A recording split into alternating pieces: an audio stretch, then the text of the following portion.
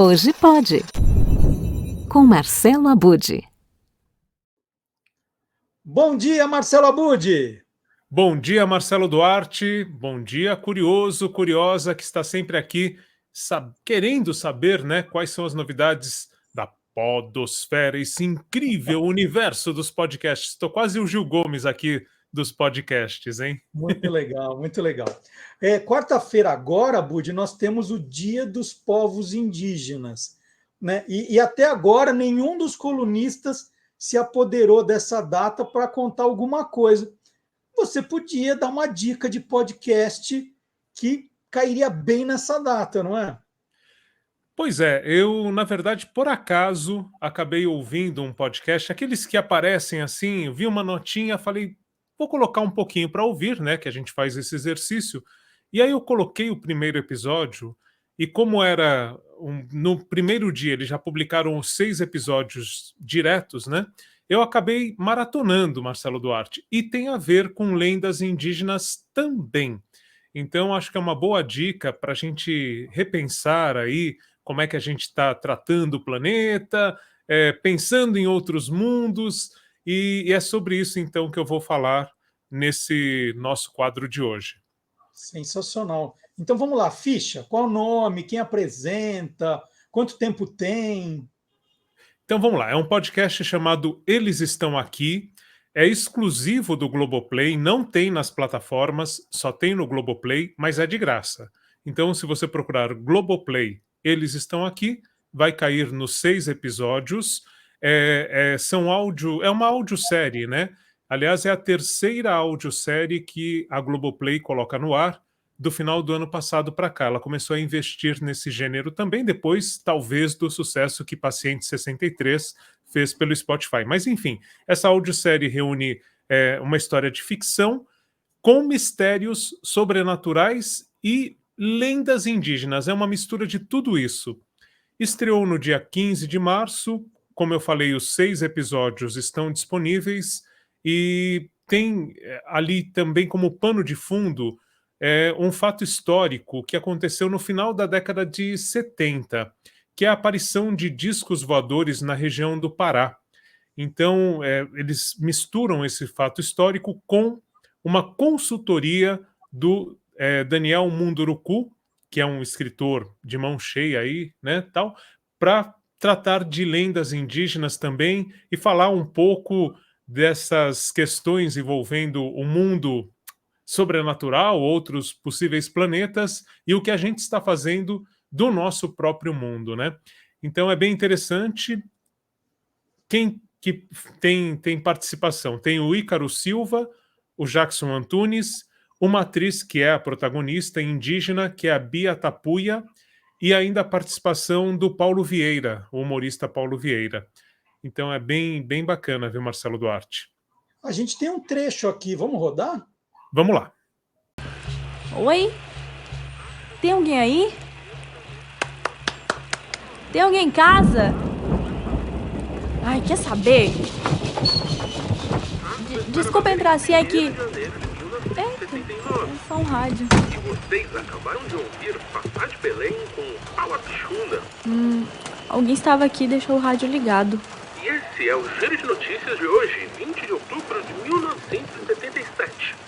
Nessa semana, o presidente Geisel acaba de criar o estado do Mato Grosso do Sul, a começar a valer em 1º de janeiro de 1979. Será que tem algo de comer ou de beber aqui? O mundo ainda comenta o último jogo de Edson Arantes do Nascimento, o nosso rei do futebol, Pelé, pelo Cosmos de Nova York. Isso aqui... tá cheio de coisa dos parentes. Abud, quanto tempo tem cada episódio, né? Você falou que maratonou. Para ouvir os 6 direto, eu preciso de quanto tempo?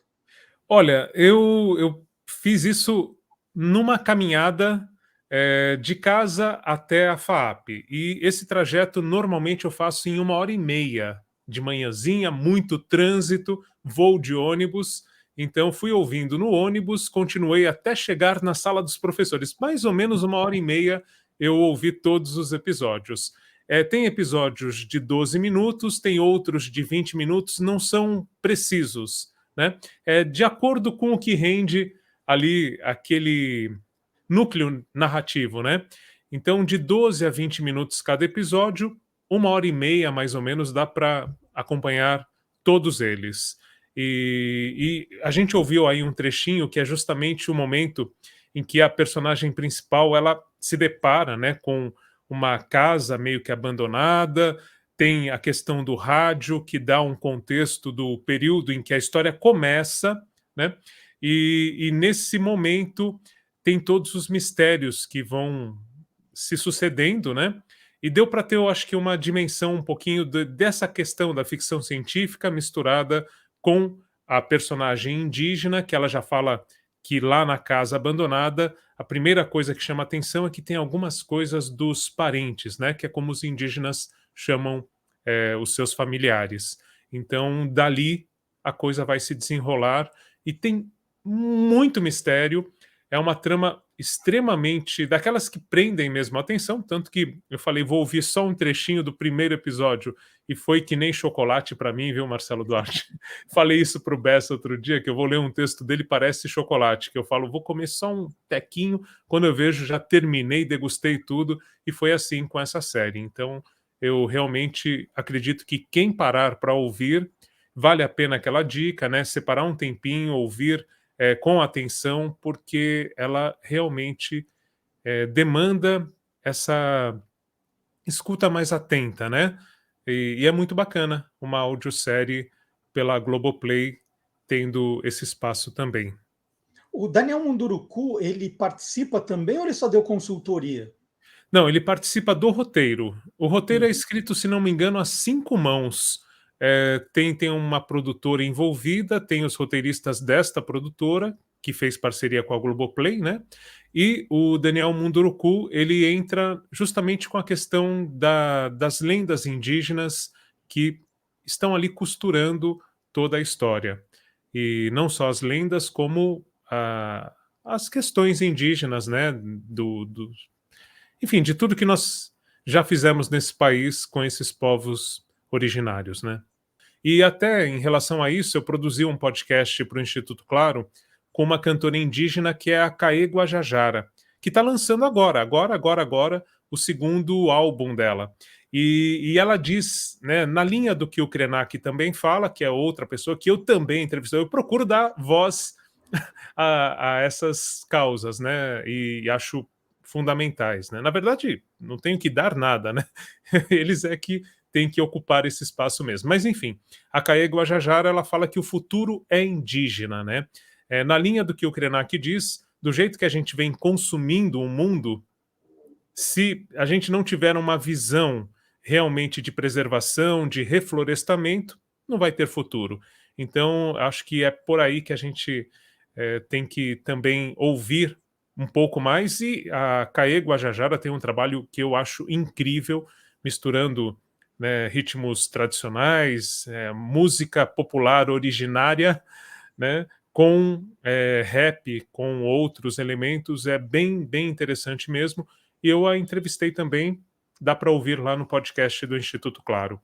É isso, acho que... Maravilha. Linda mensagem que o Marcelo Abud deixa para a gente aqui, além da dica, né, para o Dia dos Povos Indígenas, na próxima quarta-feira, dia 19 de abril. Eles estão aqui, então, um podcast.